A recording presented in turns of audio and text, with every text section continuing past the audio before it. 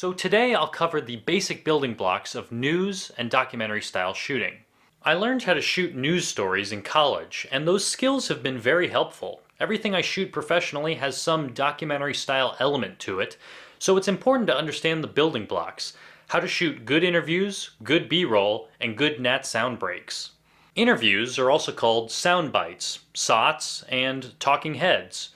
The interview subject should look just off camera. Why?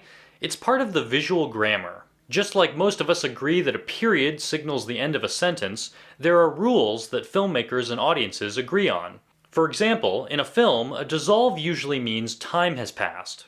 Likewise, when a reporter looks at the camera, it's like saying, "I'm the author of this story," the narrator. But when someone looks off camera, it's like quotation marks. This soundbite is a quote in my story. Of course, rules can be broken if you know the rule and why you're breaking it. Here are some tips for interview shots. Put the camera at the same height as the person's head. You don't want to be looking up or down at the person. Choose a decent background. I find that deep backgrounds with movement are a lot more interesting than a wall. Finally, a classic interview shot should have an appropriate amount of look room and headroom.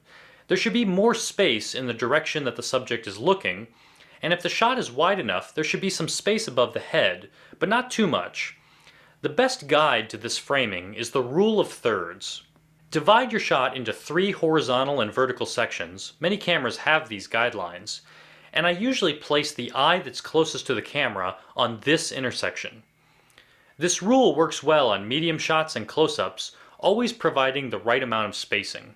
Interviews are the foundation of doc-style shooting, so that's where I start my editing.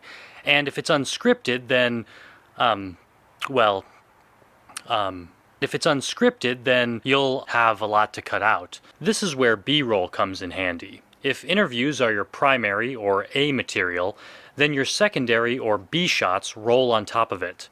Also called cutaways, these shots let us hide our edits. So whatever the story, you need to make sure you shoot lots of related B-roll. My best advice is you'll need lots of shots to choose from, so wherever you place your tripod, try to get a wide shot, a medium shot, and a close-up, and then pan to a new angle and shoot some more. Finally, don't forget about nat sound breaks. Nat sound, or natural sound, also called wild sound, is the ambient, real audio that you capture in an environment. When possible, you want to include a low level of nat sound with your B-roll because it brings the shot to life. A nat sound break is when you take a break from the interview or voiceover and turn up the nat sound. Let the audience feel the scene. So if you practice good interviews, B-roll, and nat sound breaks, you can tell almost any story this way. Even if you aren't shooting a documentary, you'll find these principles apply to lots of different video styles.